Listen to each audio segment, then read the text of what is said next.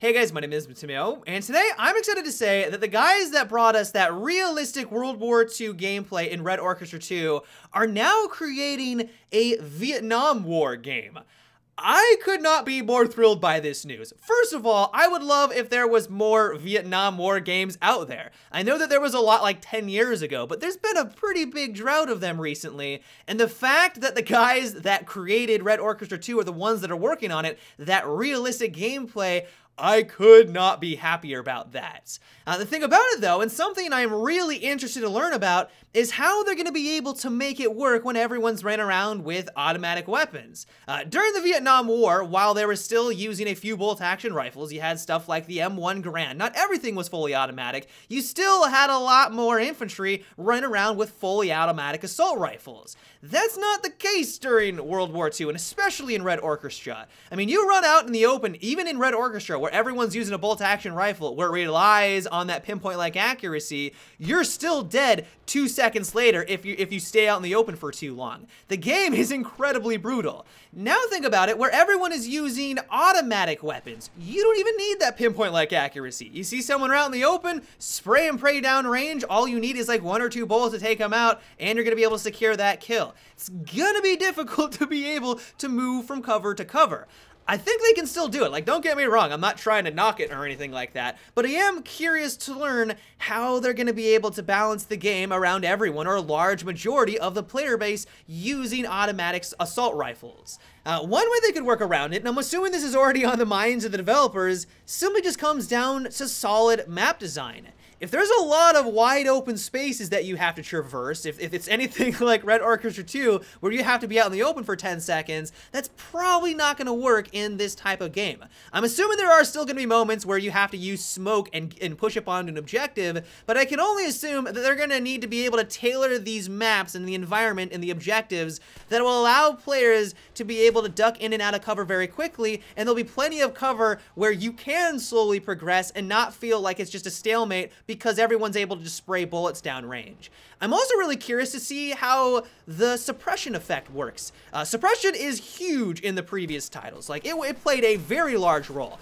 If you're fully suppressed, there really isn't a whole lot you can do to retaliate. You basically just have to hunker down in your trench, wait for the suppression effect to pass, and then go back into the action, or then look for the person that was shooting at you. If you go into battle fully suppressed, you're probably not going to come out of that firefight alive, and it's going to be interesting to see if they're going to keep that same mechanic with all of these automatic weapons. I'm assuming that's going to be the case. I'm going to go on a limb and say suppression is going to play a large role, because other than having just good map design, you need to be able to have some sort of mechanic in there where if you're working as a team, you need to be working as a cohesive unit, there needs to be some way for you to be able to keep the enemy's heads down and allow you and your team to progress on to the other objectives. If it's anything like the Rising Storm DLC, it's kind of like Rush from the Battlefield franchise. You're going to need to be able to progress. You're not going to be able to stay in one spot the entire time, and so there needs to be some sort of mechanic in place that will facilitate that type of gameplay.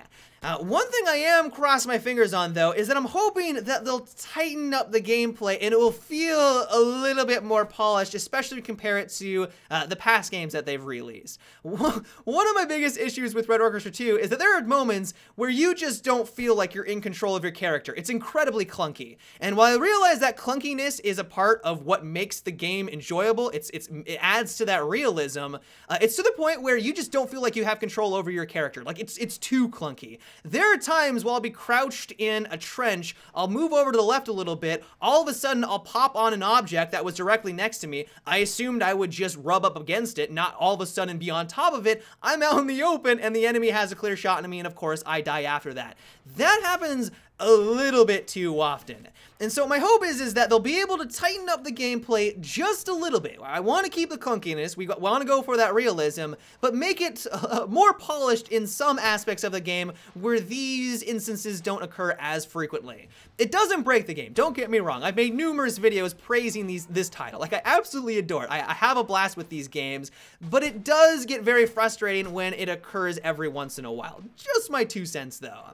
But overall, I cannot wait to learn more about this game. We haven't gotten too many concrete details at this point. One thing that we do know is that there are going to be helicopters. Helicopters played a monumental role in the Vietnam War. They're going to be added into the game somehow. We know that there's going to be automatic weapons, like I said throughout today's video. That's also going to be very interesting. But just in general, I cannot wait to get my hands on this title. I love what they've done with their past games, and I'm really crossing my fingers that they're going to be able to deliver more realistic, awesome warfare. But yeah, guys, that's about it for today's little video. I hope you enjoyed. Let me know your thoughts about Rising Storm 2. Are you excited as I am? Can you not wait to play another Vietnam game? You think it's been too long? Let me know down below.